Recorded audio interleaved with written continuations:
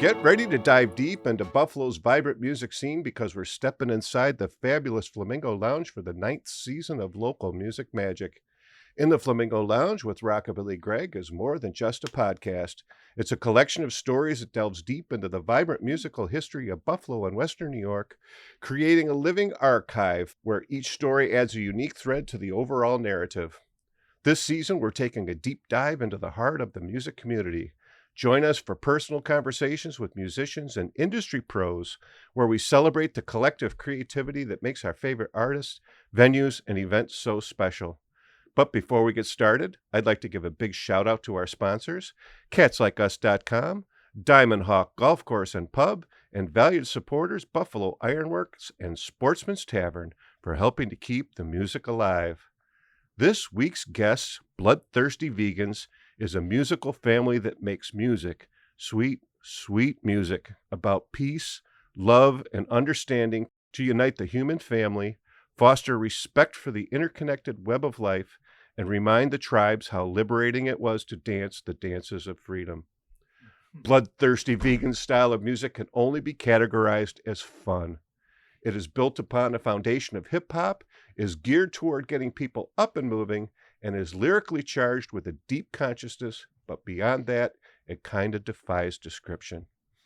Please welcome to the Flamingo Lounge, from BloodThirsty Vegans, Janna Willoughby-Lohr, my rap name is Alex, Michael Delaney, and Rebecca Mercurio.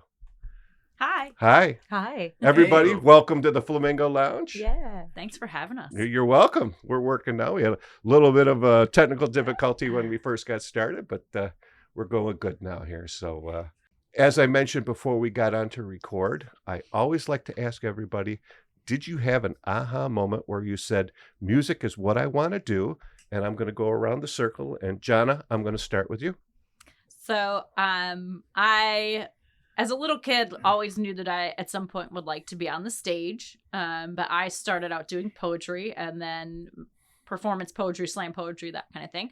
And when I was in college, my roommate played music and she said, "Girl, you're a rapper. You just don't do it to music." So she would play beats and said, "Rap over this." And I did. And it was magical. Mm-hmm. And she made me pick a rapper name. So I picked MC Vendetta, which I thought was hilarious. Of course. But it stuck. And I have been MC Vendetta for 23 plus years at this point. And but I think my true aha, yes, this is what I'm supposed to be doing moment was when Alex asked me to join this band in 2008. And the first time I got to rap with Alex, I was like, oh, yeah, we did that in a past life or something, because that's meant to be. Yeah. Oh, wow. When it gels, you just know, right? Mm-hmm. As they said in When Harry Met Sally, it's like when you know when you get a good melon, right? So, yeah. Rebecca, let's go around over to you. Yeah. My oldest friend in the world, Catherine Cook, who is another very well-known and loved local musician. Mm-hmm. We grew up together writing little songs and doing little plays for our moms in the backyard. And then I left for college. She left for college. She came back to Buffalo. She started a great little band called Redheaded Stepchild. I came home. They were taking off for their first ever tour. And she said, "Hey, you have no job and nothing going on. Why don't you hop in with us and you could sell our merch?" Mm-hmm. So I hopped in on that tour. That was 99. And about 2 weeks in, their bass player quit. Wow. So they handed me a bass and were like, "Just get us through the rest of the tour." And so I played the E string. Right. There you go. David drew me a little diagram where all the notes were. Okay. And I just watched the drummer's leg and played it. And the very first show I played, it was New Year's Eve.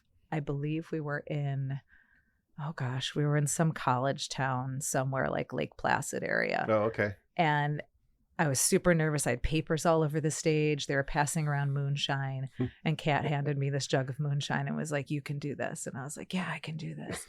And I did it. And I was like, I don't even need to watch the drummer's leg. Like, I totally get this. This is really fun. Mm-hmm. And at the end of that show, and I don't play an instrument. I had never played an instrument. Oh, okay. I didn't grow up playing an instrument. I had always just loved music. Right. At the end of the show, the whole band turned around and looked at me and they were like, "Do you want to be our new bass player?" And Oh, so that's I was cool. like, aha, Yeah. yes, I Yeah. do. And then it was 4 years of continuous touring from there with Stepchild Oh, wow. into now other projects. But yeah. Now, after that, did you take any lessons, or did you No, just say, nope, no, I no, want to keep completely it the way it is? self-taught. And I Yeah. learned on the road. I learned playing shows every night. Wow. In fact, we did a lot of touring down south because we were playing what we called rhythm and bluesgrass, right? We Okay. thought it was bluegrass, but then we got down south and it was clearly not bluegrass, Right. right? We were the Yankees. But Yeah. all the bands down south had uprights. Hmm. And I had started on an electric Okay. because that's what we had in the van. And so, about a month in, I said, if I'm going to do this, I want the big one. Okay. And David said, you can't just play the big one. That's like, you have to be classically trained. And I was like, well, I just played this one, so I think I could do it. And Mhm. then I got the big one, and it actually made sense to me immediately on the upright. wow. I could see it immediately vertically in ways that I couldn't horizontally. Oh, wow. Yeah. That's interesting. Yeah. Yeah. And because we were in the South, we played all these festivals and everybody needed like a campfire bass player. Right. So I would be up all night and they're like, God, the one who's like not even ever played music is playing at all the camp. I played with all the bands. Right. That's how I learned. I learned totally on the fly. And, Wow. there were many nights crying in the bathroom after a show, like feeling like the weak link. But no, I learned in the midst of the aha moments every single night after night. Yeah. Yeah. Now, do you play like slap bass too? Or? Yeah. I mean, Oh, I try. Yeah. Yeah. That gets to my heart. So Yeah. that's, I mean, when I first got the upright, Rob from the Irving Claws okay. Yeah. showed me a little trick for the slapping. So yeah. Oh, very cool. Yeah. So, well, Michael, I'm going to go over to you. Okay. Well, I don't know if I've ever really had an aha moment. And I'm not sure I ever decided that that's what I wanted to do. I've been doing a whole lot of other things too. Right. But I can remember I was in high school. I was in the Southgate Plaza in Rochester getting a haircut, actually, and decided to buy a harmonica. Okay. Because I was a fan of what's that guy's name? Anyway, several of those harmonica players, you Right. know. And I just went into a music store and I bought a chromatic Hohner G, littler than the big C. Right. And that was my only harmonica for a long time, and somehow I managed to make it work. And I went away to college at Berkeley. And I flunked out after 1 year. And it was a very interesting time, 1967, I went there. Mhm. And I was kind of in a rehearsing band. I played washtub bass and harmonica and sang. And it was called Ivan III because we were terrible. That's amazing. And that was just the start. And then I did a bunch of other things, dropped out of college, went to New York City, came back from New York City. I was in Buffalo about 77, 78. And my girlfriend at the time had been playing with this band because we knew these people who were involved with the 3HO organization. They were American Sikhs, they weren't Sikhs, but they were Americans, but they wore turbans and all kinds of stuff. And they were starting a band, some of them. And my friend Pete, who had just moved in from Indiana, also joined the band at the same time. And we were, I think we had 3 or 4 different names. Solar System Band was one of them. I think it was Ike and the Dwightettes was another one. Okay. and it was pretty. And I became I did most of the lead vocals, as it happens. My voice has since pretty much taken a shit for me. Mhm. It's not really working so well anymore. But I still play harmonica. Mm-hmm. And I was in a variety of bands with my friend Pete. One of them was called the Blenders, another one was called the Rock and Roll Cows, and all of these bands had multiple names. I don't think we ever performed twice with the same name. And ultimately, I was hanging out with this guy, Paul Zanoli, because we were both mathematics teachers at Erie Community College. And Paul was involved with getting music together for the Unitarian Church on Elmwood Avenue. About 2002, he did a blues show. I was supposed to participate in it, but then he went out and hired a different harmonica player. So I said, screw this. But I came back for some of his other shows, and this collection of people eventually gelled into the original personnel for the Bloodthirsty Vegans. And that's a whole other story, which we will tell later. Yeah. Alex, take it away. Take it away, Alex. Actually, we can tell that story now. Yeah. We can. I mean, it is the answer to my, did I ever have an aha moment? I always knew that music was not for me. And I always knew that I would be too terrified to speak in front of people. In college, in college, just to confirm that music was not for me, I had a couple of friends try really hard to talk me into joining their band as a vocalist, and I bombed so badly that it was confirmed for life that I should never, ever go anywhere near a stage. I could not remember a single of one of the words that they had, 4 different cover songs that they had me listening to for a week solid. But then the administration, the climate in our country sort of changed around the year 2000, and it made me so angry. So consistently, constantly angry, that I decided that I would write poems at it. And the poems were basically like slam poetry or a cappella hip-hop type style, very, very rhythmic poetry. And in the poetry circuit, I would see Janna all the time, and became very, very, I just admired the way that she could say anything and said, I want to be like that, and say all the things.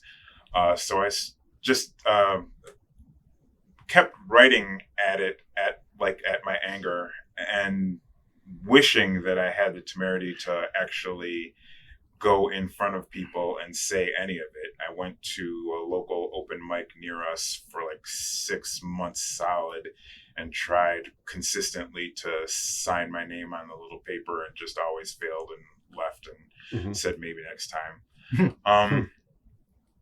And then I finally got to the point where I could read some of my poetry, but it was just as bad as it had been in college. I was just shaking the paper in front of my face all the time.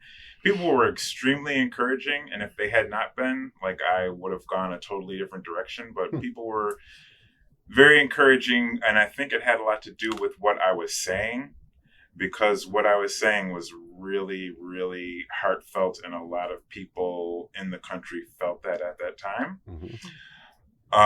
But I also had a job that was very repetitive motion, and so I had lots and lots of time to rehearse. And when I was able to start memorizing these words that I had written, then I became a much more powerful deliverer of it. And then poetry kept calling to me. People kept saying, do this poetry, do that poetry. And then at the UU Church, where the same aforementioned Paul Zanoli was a member, and I was a member, the Peace Center had a poetry event, and I did a poetry event. And Paul Zanoli, who was one of the Alpha Bloodthirsty Vegans, walked up to me and he said, that thing that you just did, you're going to do that while we do music. And I thought, wow, I mean, that sounds extremely, extremely interesting. I would like to see what happens when we all do that. And so they made it happen. They spoke this musical language that made I knew none of the words in the language. And they were like, yeah, when he says this and this and this, like I would have these rhythmic things, the rhythmic cues that were built into my thing because my poetry needed them. Right. They were like, well, we're going to do like some James Brown hits. Mm-hmm. And I was like, well, what's that going to do? Right. Is it going to hurt? You know, and like, and they were like, and it like gave my words this kind of a superpower. And then all of a sudden music was for me. Right. Where it just had never even been a possibility before. Wow. So then me and Mike and the folks, we started, they were, after we did, the Bloodthirsty Vegans used to be a once a year thing for the UU church where Paul Zanoli would bring together a group of folks and it would just happen once a year for church service. Okay. And after they did that with me, a lot of people were like, wow, we should be a real band. And we should like get gigs and do the whole thing. And then Bloodthirsty Vegans sprouted wings and went off in a direction. Right. So thank God they did. That's right. Yeah. It's the best. Yeah. So Janna was telling me you're an OG vegan then, right? Yeah. Michael is. And then I am. Okay. And then you're I'm the baby. The babe. I'm the baby vegan. That's right.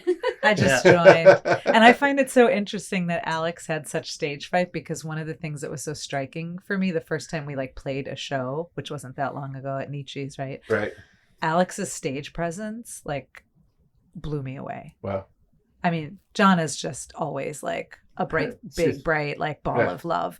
But Alex, up until then, I had seen him like only at rehearsals and he was just like sitting in the corner with his hood up and the microphone like right next to his face. And I was like, I don't even know really what he looks like. Right. And then he got on stage and he was just like, opened to the world. It was very, very cool to witness. Yeah. Both of your stories kind of mirror each other in a lot of respects. You know, like kind of like what is this thing? And then Michael's like, or Alex is like, I don't, you know. Yeah. And how important do you think? Because I also got my start in music doing open mic.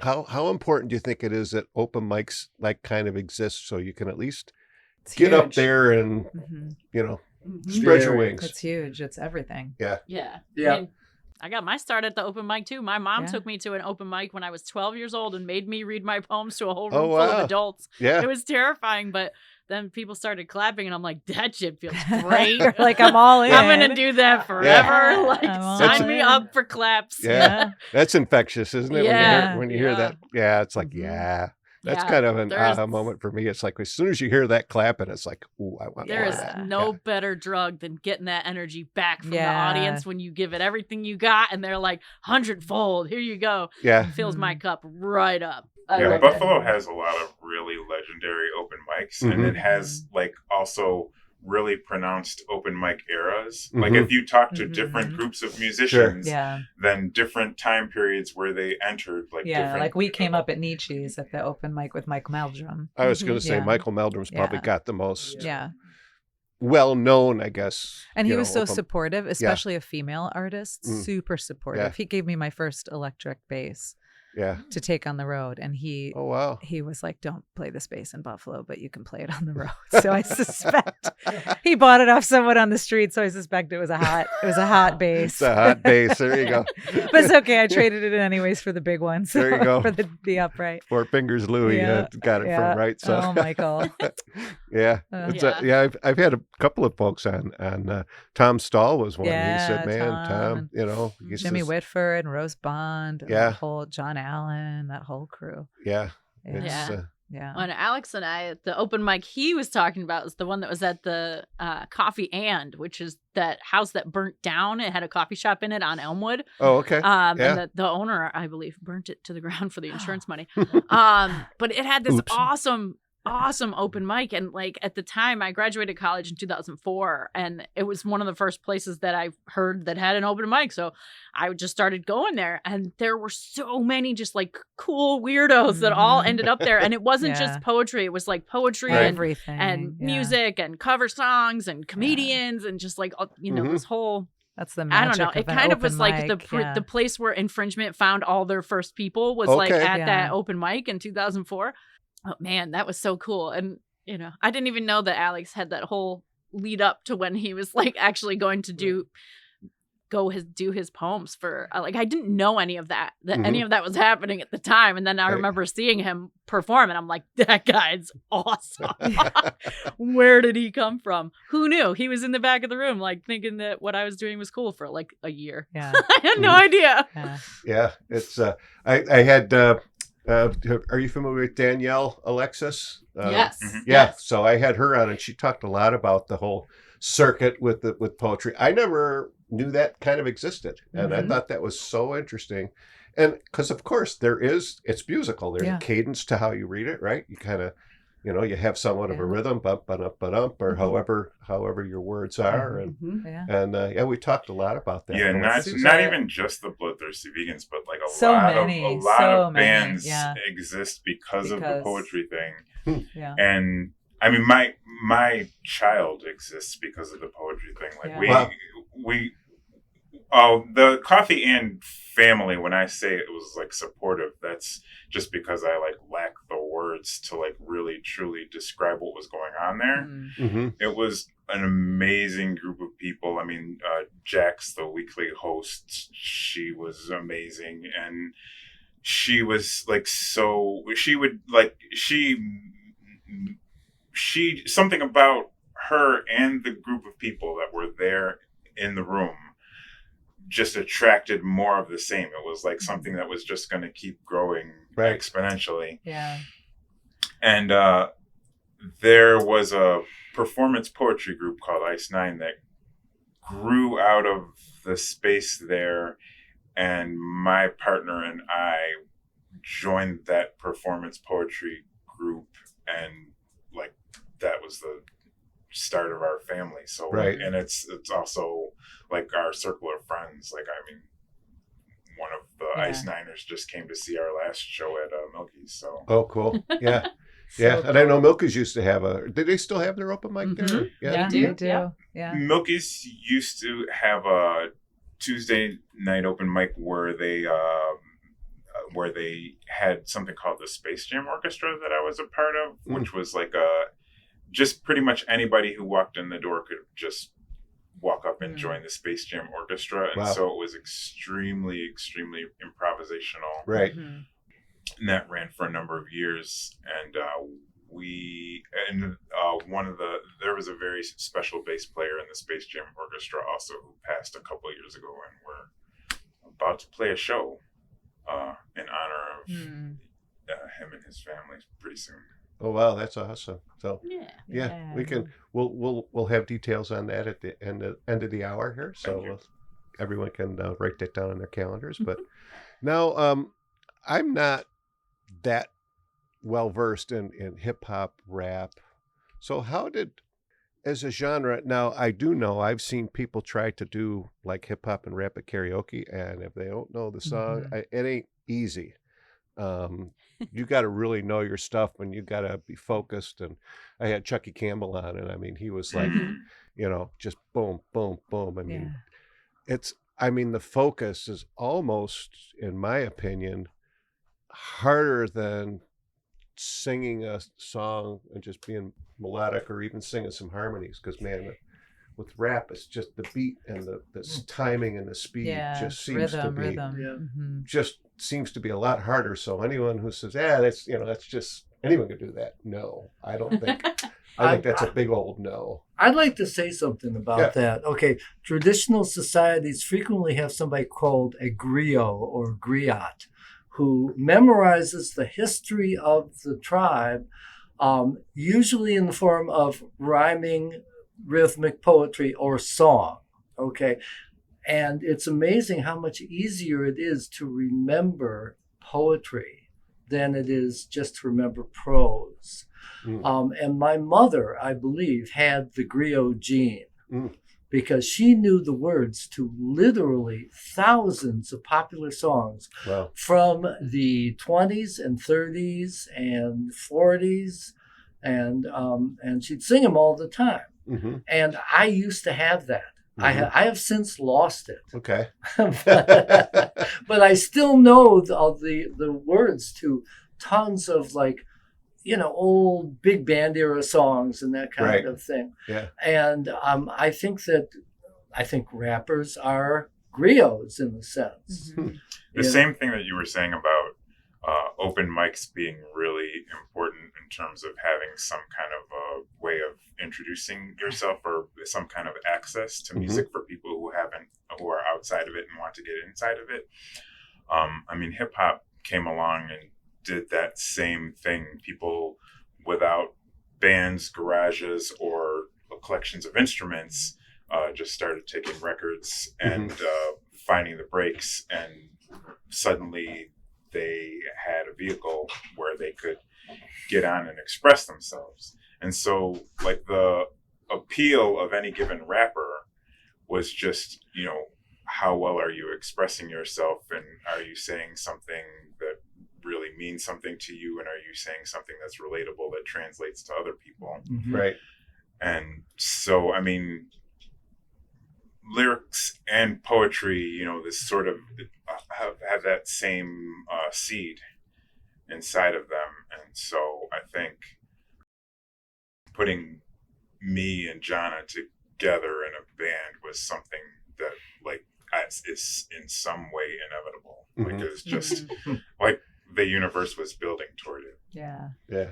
I'm so glad it did. It's just, I mean, I had played solo as a hip hop artist, just me and a drum machine for 5 years before Alex asked me to join the band. And it's so different. He was actually just talking the other day that he went to this kind of soul event where a whole bunch of people were there to support each other, to be their best selves. And he started writing poems about things that he was for instead of things that he was against. Okay.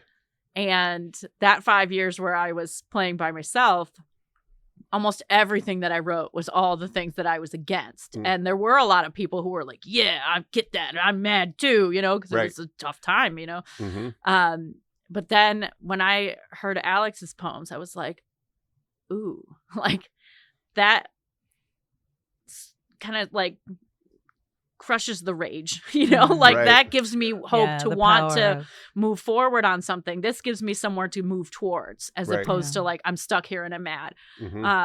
And joining this band, it's just lit. It lights me up, and being able to be on the stage with Alex and perform the things that we are for collectively. It was like, these are the things that are going to bring the world to a better place where people care for each other and take care of each other, right? And celebrate each other. There's so much and societally it's where beautiful. There's so much societally where people are insulated and siloed and sort of driven towards this doom scrolling, terrible existence. And looking out at like our audiences and seeing all kinds of intergenerationality and all kinds, like, I mean, we like, it's very easy as a bloodthirsty vegan to like feel like we are doing the right thing.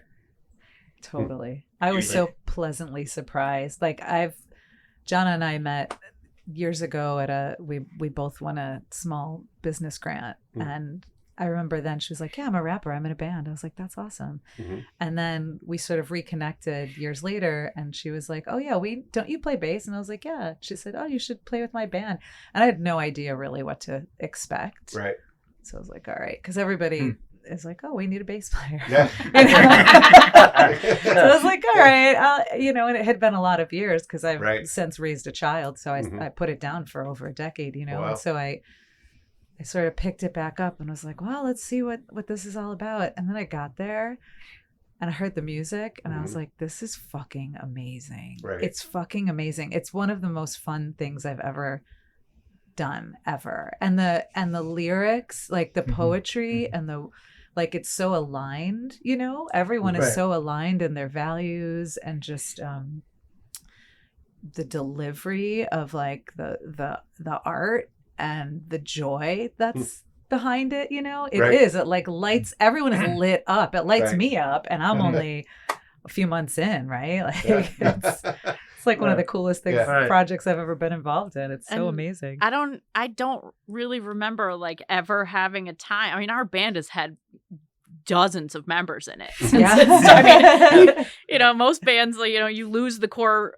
people in the band and then you just leave the band and start a different band. But this band was like, no, this band must continue. Just pick it up where you left off. And once I joined it, it was like, you know, people would leave and have, you know, people would have a kid or they get a different job. And I'd be like, who cares? Just find somebody else because, you know, as long as me and Alex are there on the stage, everybody brings something different. They bring a different kind of energy. And even if it's the same lyrics, they, you know, they reach. It changes every time, right? It changes every time. And it brings different people and connects to different people. We've had so many people listen to us and say, I don't like rap music, but I like this. I'm like, then you like rap music. You just only have a preconceived notion of what that is. And I just think it's, you know, I think hip hop in general started, as Alex was saying, like as a way to bring the people together, to bring the community together, give people a chance to be loud, to be loud together and to say something that matters. And that's all we do. There was originally like a lot of parties that were just put together by community people, you know, not necessarily, you know, charging people a lot of money to get in or anything like that. It was South Bronx in particular was kind of like the source of it. I just wanted to say about Bloodthirsty Vegans, it's not just a band. It is an ongoing project. That is for, you know, and it's a political project, and it's a spiritual project. And the two things are connected to each other, which is one of the reasons I think that if you've been in this band, as far as we're concerned, you are still in this band.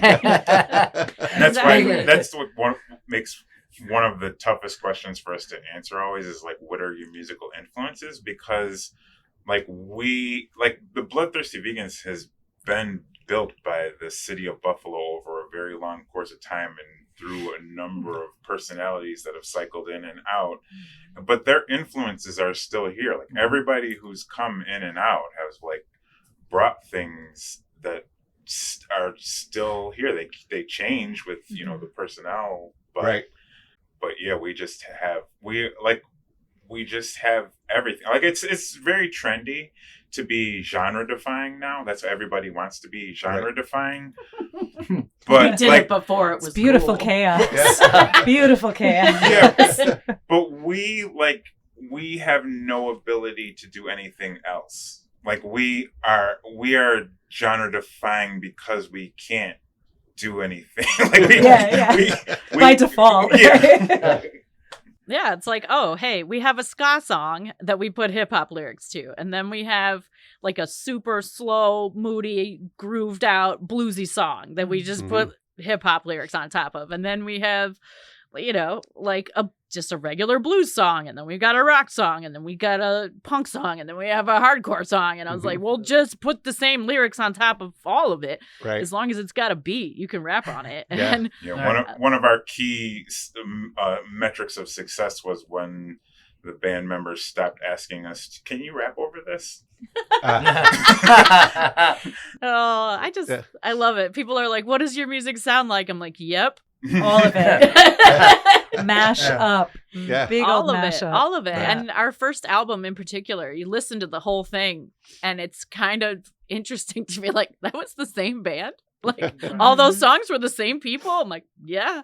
Right. It was, you know, because some of those songs were actually written by people who didn't play them, you know, and we just brought different people in to play those parts. And many of our current songs, their original musical format, the structure of them and the melodies written by my husband, who used to play guitar for us.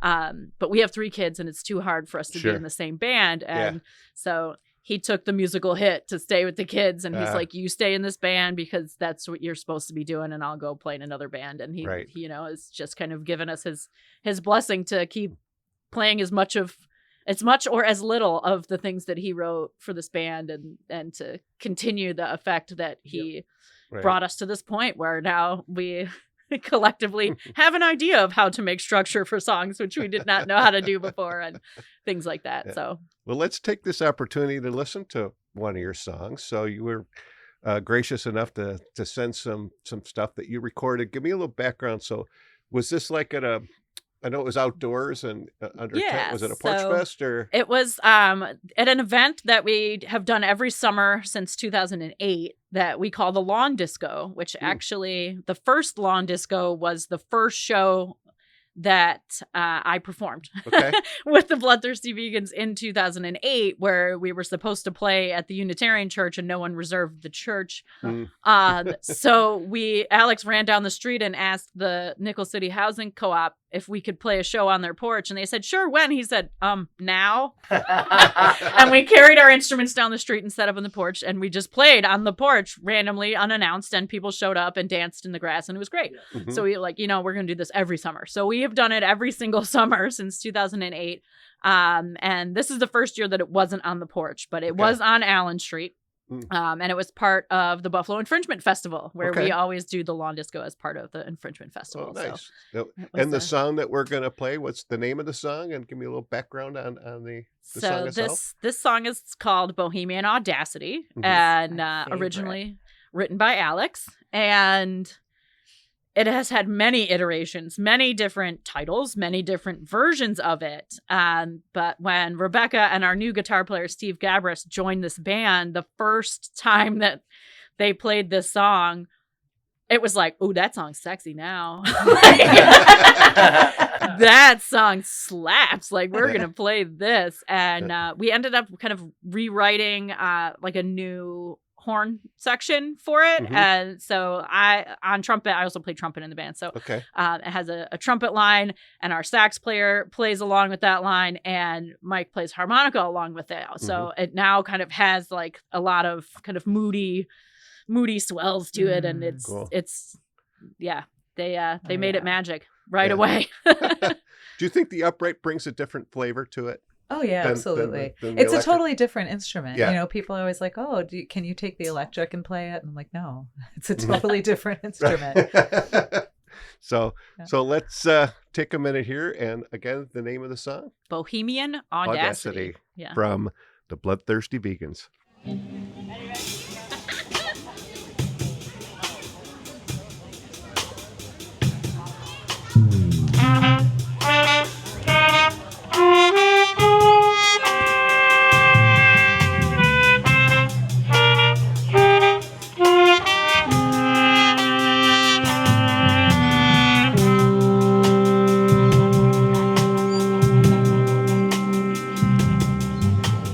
If you kill some time, you find that it's forever gone. I have a million thoughts in the queue waiting to get put on, never bored. I just let my mind be still. Wonder is a will, don't stress until it serves the situation. Maybe we'll have a conversation with a babbling brook, or a shady nook with a good book.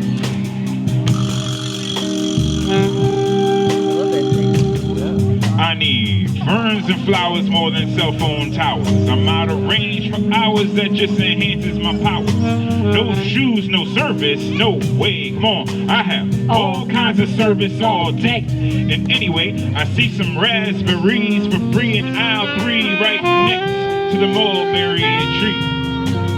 Me showing up just as I intended to be. Me and my bohemian audacity. And most materialism, it just bounces off of me. Me and my bohemian audacity. Be the change you want to be by changing the way you see. Me and my bohemian audacity. The weather can be whatever, we're together. Bohemian audacity.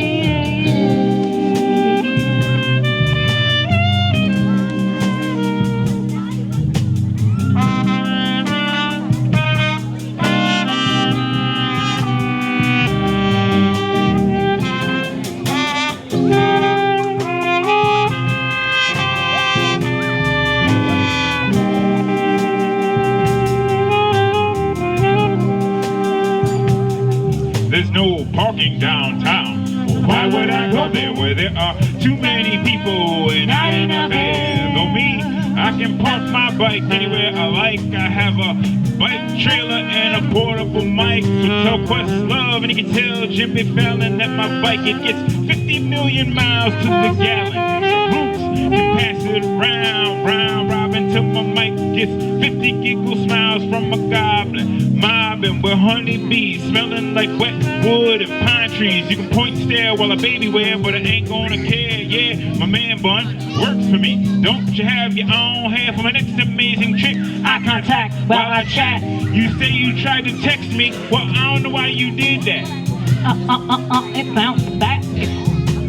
Me showing up just as I intended to be. Me and my bohemian audacity. And most materialism, it just bounces off of me. Me and my bohemian audacity. Be the change you wanna be by changing the way you see. Me and my bohemian audacity. The weather can be whatever, we're together. Bohemian audacity.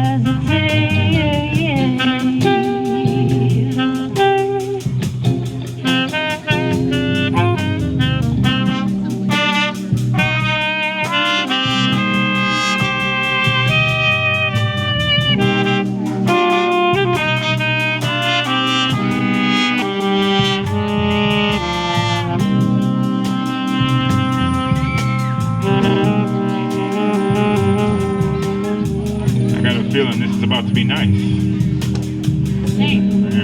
Same.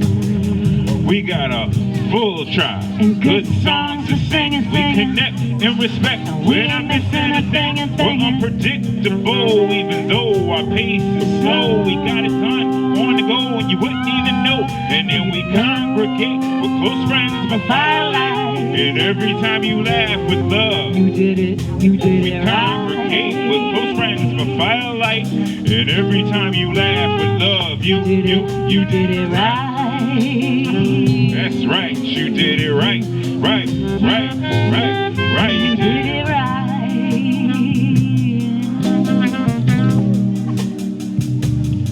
You did it right. Congregate with close friends by firelight. And every time you laugh with love, you did it. I'm saying every time you laugh with love.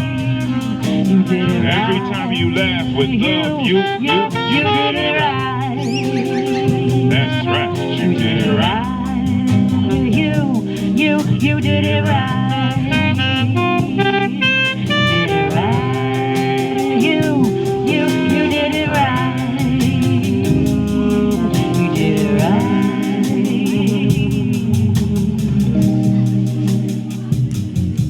You did it right.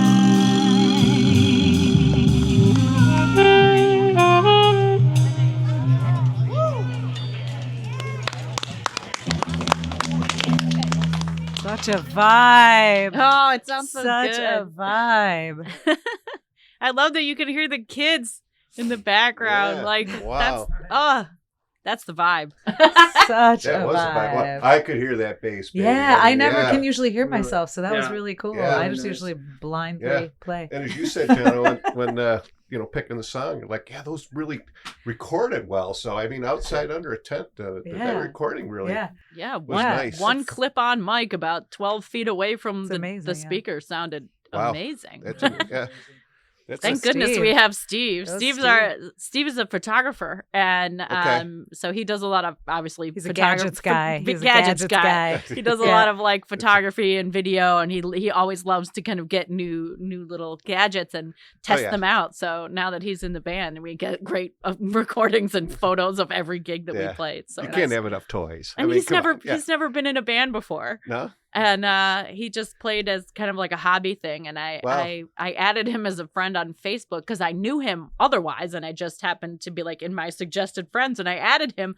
And as soon as I added him, a video popped up of him playing guitar. I'm like, Steve, you play guitar? You want to be in a band? And he's like, yeah. And he joined on the same day that Rebecca Yeah. joined. Right. And the two of them, it was like, this is Yeah, perfect. Yeah. It's a vibe. It's a whole. I was going to say, I'm picking up a theme here. I mean, it's Yeah. like, Oh yeah, it's like a. you know, Everyone gets called in, That's right? The universe you picks. need a rockabilly vocalist? I mean, Sure.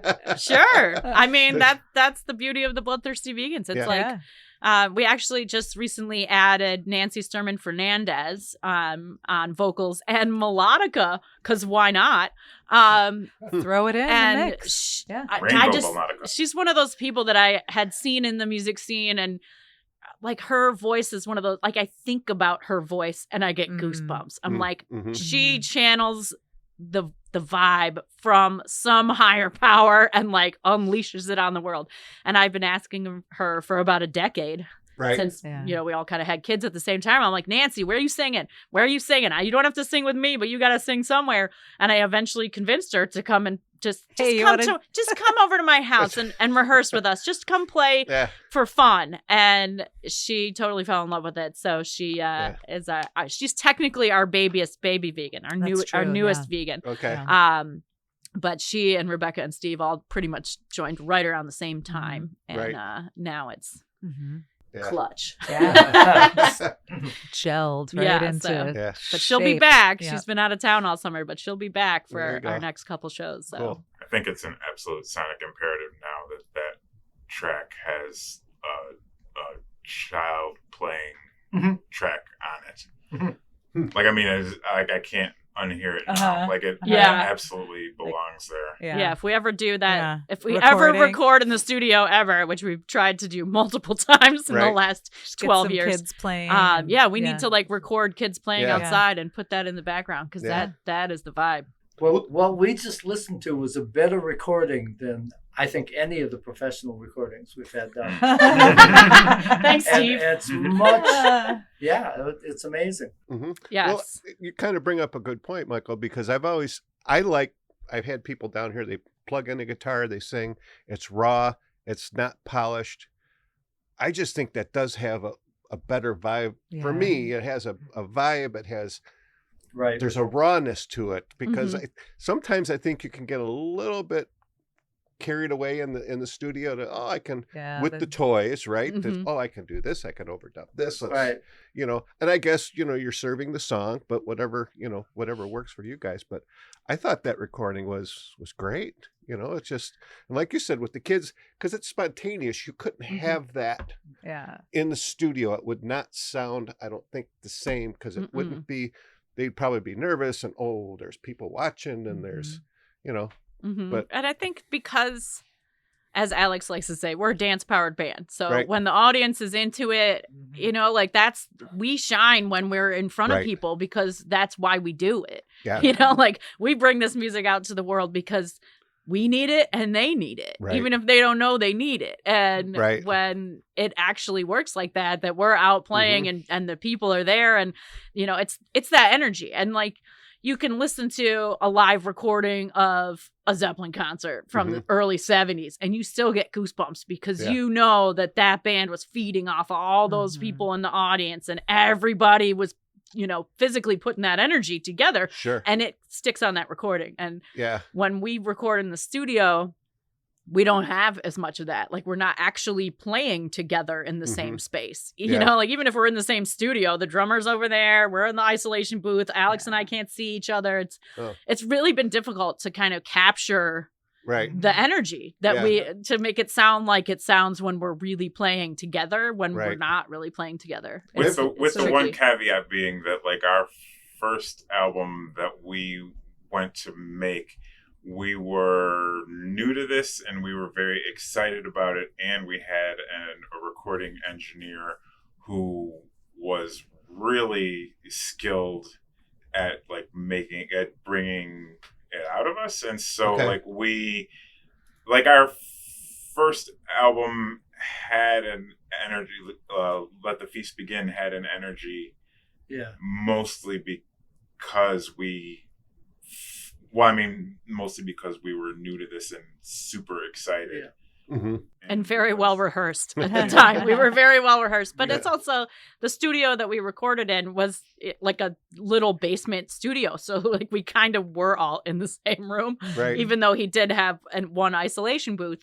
But like the drummer was playing on the other side of the wall, but the rest of us were actually sitting in a room together and could see each other. And we recorded the scratch track for the vocals. And so it was like guitar, bass, drums recorded all their original parts at the same time. And then Alex and I just put the scratch on top. So like we knew how to, bring the noise properly once it was our turn to do it. But I think our plan for our next official album is to set it up and actually do a full live recording of all of us together and, try to get some audience in it. And, we want to make it sound real good, obviously, good quality, but. I think it's kind of a newer, an old newer thing, right? Because that's how they used to do it back in the old days. Everyone got in the studio and, for sure, got around the microphones and they did some whatever they needed to do to, throw a microphone into a pickle barrel, right, to get some reverb or some echo, and you did what you needed to do, and then kind of got off, and everyone's all off in your own thing. And I have a buddy who he recorded, so he does some of his own music, and I said, man, it doesn't sound the same as it does when you sing it live. It had a different, because it was so, and he never had bass or drums. He always had a guitar, a keyboard, and him on another guitar. So there was just the three guys. And I says, you kind of lost that whole, he called himself Crosswinds. I says, you kind of lost that vibe to it. I said, I hope one of these days you decide to re-record, with the three of you guys again to get that. Because he's like, he's not a big drum guy. So I said, so what did you, someone told me I needed drums and bass, so. And I'm like, you don't necessarily have to. That wasn't your sound, right? Yeah. It's and I loved how you guys brought in the horns and sax, and it brings a whole different thing to it. And I've talked to everybody I've had on the podcast about the whole genre thing, and genres are just they're crossing over. And I don't think nowadays you need to really have a genre, because I think that was more radio driven back in the day. If you're on the country station, you're on a classic rock station, all that kind of stuff. You can hear music wherever you want now. It doesn't matter what the genre is. It's just, is it music I like or music I don't like, and I'll, hit the button and switch stations. So and it's all like cross-pollination anyways, right? It's all inspiring its own, Yeah, and I think when my husband was in the band, he has just a totally different style of how he writes music and how he structures songs, and it's like, it's technically in that key, but he's like, but I don't really like those two notes, so I'm going to play these ones instead. And and he would switch tempos and switch back and forth from this thing to that thing. So when we played with him for 16 years, 17 years, we had like all these opportunities to be like, okay, well, we're going to play this song that mostly it's like flamenco, but it has a disco chorus. Right. And then we're going to play this other song that's just a hip hop beat, breakbeat kind of thing. But then it has a Baroque breakdown in the middle of it. Like, why not? So we kind of just tossed any of that, what is it supposed to sound like, out the window. Right. And that's one of the things that has definitely stuck. Does he still contribute some music to the band, or? I mean, we have a huge catalog of songs that he wrote the melodies for, that we're currently still trying to learn how to play again. Right. Okay. Or teach newer members, say, here's what the lyrics sound like, here's what it sounded like before, but you can play whatever you want. Right. Let's try to make a new version of this. And that's how that version of Bohemian Audacity came to be, because it used to have a totally different guitar part and a different feel to it. And then we have new people come and play it, and he's like, if you want to learn how I did play it, I'll sit in the music room, because we practice at my house, and he's there with the kids usually, and he'll come in and say, okay, well, here's how I played it. And Steve's like, I don't play like that. I'm going to play something else. No. But it's fun. It's the fun of it. Yeah. Every time we get new personnel, we have a different band. Yeah, how could you not? And a different sound, and we have to go with that. Right, yeah. But we have been, we're still adapting some of Brian's arrangements, but they don't sound like they did when Brian was playing them. No. Yeah. No, I think sometimes, though, because he got bored really easily, he would not play the same thing for the whole song, and there were a lot of changes and a lot of switching it up and things like that I think now our current vibe makes it a lot easier for the audience to like dance to it, because they know kind of what to expect. it has so far been a little bit easier to get people to learn how to play the songs because there aren't so many crazy key changes and things like that. I was going to say, does that kind of piss off your audience though, that it's not the same that you play it all the time? Not at all. No? Not I at bet all. that's like an element of surprise, that joyful sort of, what's it going to be this time? Yeah, and I think we've heard so much feedback because, we've been playing for a long time, that a lot of the people who were our kind of diehard fans in 08, 09, 2010, they all have small kids. So they're not out at the bar. So the people who see us at the bar now have never seen us before. Okay. And we come out and they're like, where have you guys been? We're playing shows for 20 years, it's really funny. And even people who just have seen us for years and years and years are like, oh, I love this new iteration of the band. I think this is my favorite one now. This is my favorite one, and every time they come see us, it's different. And gosh, it's so much fun. And having Liz play on the sax. Liz and I have been best friends since the first day of kindergarten. Oh, wow. And that's great. I remember in fourth grade, watching her up on the stage playing piano for the whole school. And she's played since she was a little kid, piano and saxophone. And I just remember sitting in the audience being like, oh my God, she's so cool. Look at her on the stage. And it's not her vibe at all. But I have always looked up to her musically so much. And she's very, very humble about her musical skills. But as you heard on that recording, she's dope. Yeah. She's amazing. And she's just fantastic. Oh, we're playing. It's this key. Okay. I'll noodle around over here. And I'm like, how do you even noodle like that? It's so good. Yeah. I was going to say for you guys that are the vocalists, when everyone's kind of noodling or maybe changing up, does that throw you guys off or does that energize you even more? Well, like I was saying, I played with a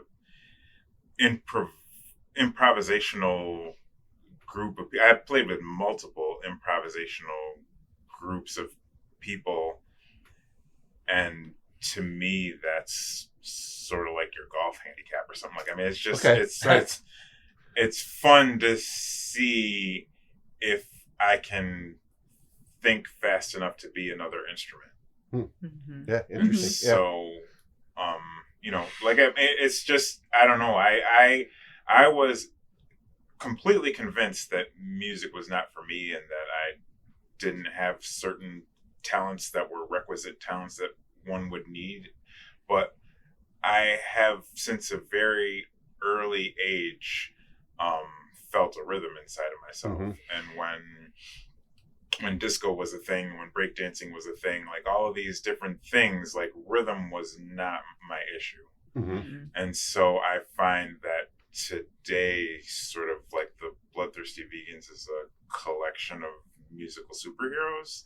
Mm-hmm. And my power is kind of taking rhythm and just doing things that aren't intended to be done and having fun doing it. Wow. Yeah. Yeah. I think it also makes us we're less tied to the outcome, right? It's just it's so organic. It's just an organic unfolding, Mm-hmm. Yeah, I'm like, okay, every time. this time Tom's playing a little bit slower, so we're gonna, it's not necessarily like Alex and I don't think Alex and I are counting in our heads 1, 2, 3, 4. Mm-hmm. It's just we're just gonna say these things a little slower, a little faster. You just go with the vibe. And you hear at some point in the middle of that recording, Alex is like, I think this part's gonna be sweet. We can just kind of, I think that's part of what the audience really likes when we play is that we're just, it's so obvious that we're up there just having a good time with each other.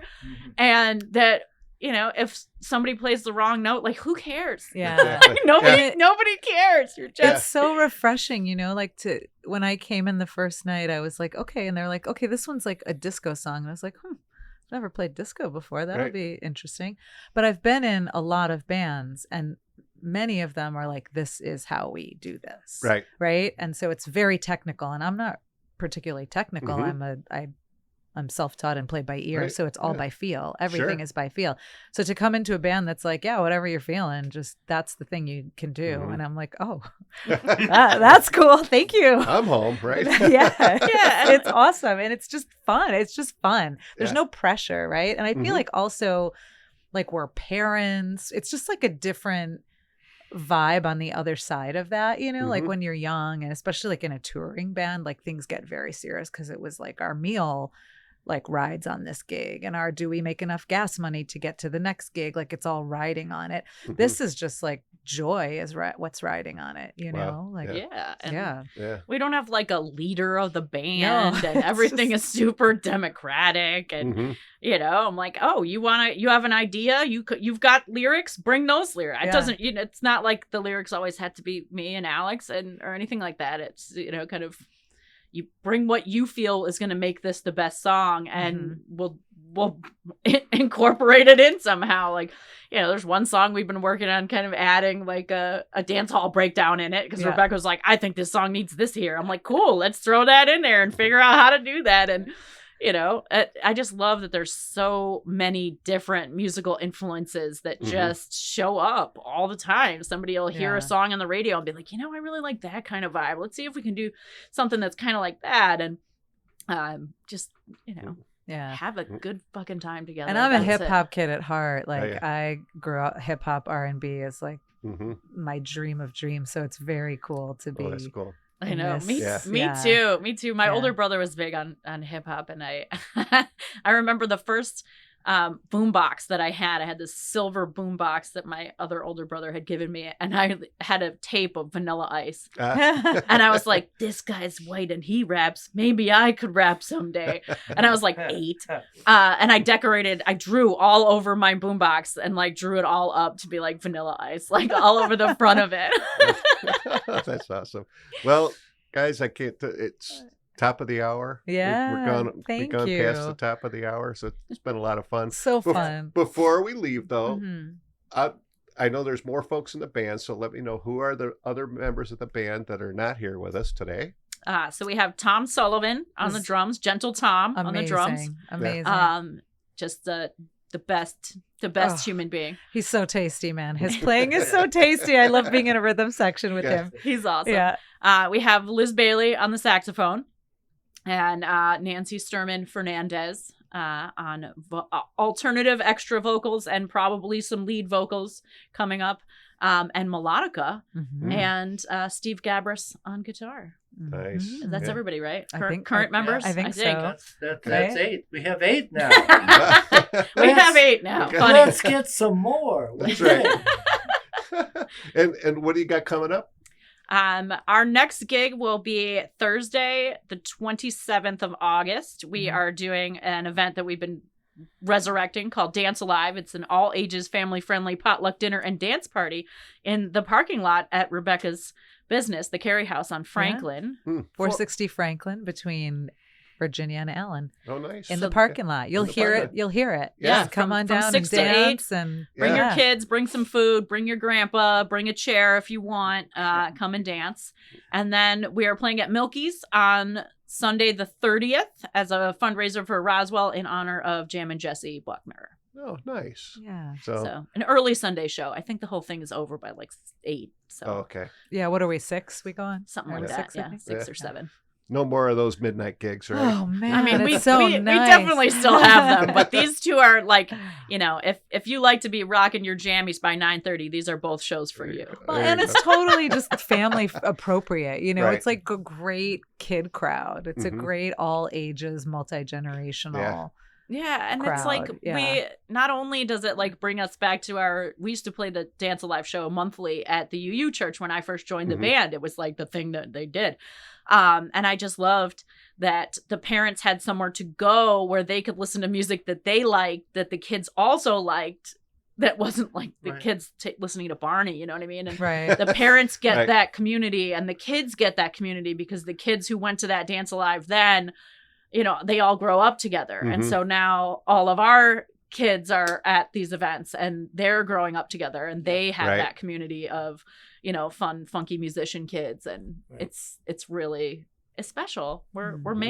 making the Mhm. change. We're being the change we want to see, right? There you go. Yeah. The old Dance Alive, we used to have open mic joke telling by the kids. They'd line up Wow. and tell their latest knock-knock joke. And, it was great fun. So yeah, And we're they bringing loved that it. back. Yeah. So bring your kids. And we do plan on having some other bands and open mic time as well, as we continue to bring Dance Alive back to life. Yeah.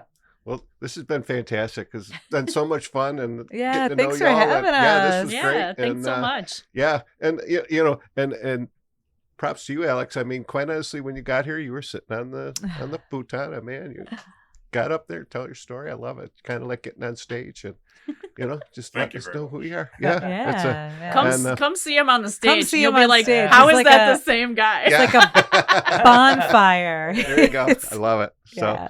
Well, for everyone who's tuned in, we can't thank you enough. Hopefully, you've had just as much fun as we have today. And as always, you can find the podcast where you get your podcasts at Spotify, Apple Podcasts, iHeartRadio, Amazon, Audible, thebuffalohive.com, YouTube, and of course, you can always find the podcast at rockabillygreg.com, where it's all about the music. And I'll have links to where you can find out where Bloodthirsty Vegans are playing and Facebook links, and hopefully find some videos on YouTube to share, as well as the podcast itself. So again, Janna, Rebecca, Michael, Alex, thanks for coming down, taking some time, and I Thank appreciate it. you. Thanks Thank for you. having us. Thank you, Mr. Rockabilly. There you go. Yeah. Thanks for doing what you do and keeping so the music much alive. fun. The There you go. Flamingo Lounge. All right. So Yeah. to everybody, thanks for tuning in, and we'll see you next week. Bye-bye. In the Flamingo Lounge is made possible in part by CatsLikeUs.com, your online store for authentic vintage clothing and accessories. Buffalo Ironworks, an intimate live music venue and bar located in the Cobblestone District in downtown Buffalo. Sportsman's Tavern, Buffalo's original honky-tonk and popular live music venue. And by Diamond Hawk Golf Course and Pub, Western New York's premier golf course, restaurant, and banquet facility. At the Hawk, the bar is hopping year-round with live music every Wednesday, Friday, and Saturday, and some other nights, too. Tune in for a new episode every Saturday at 9 a.m. EST at rockabillygreg.com, where it's all about the music. Bark, Zoe, bark. Good girl.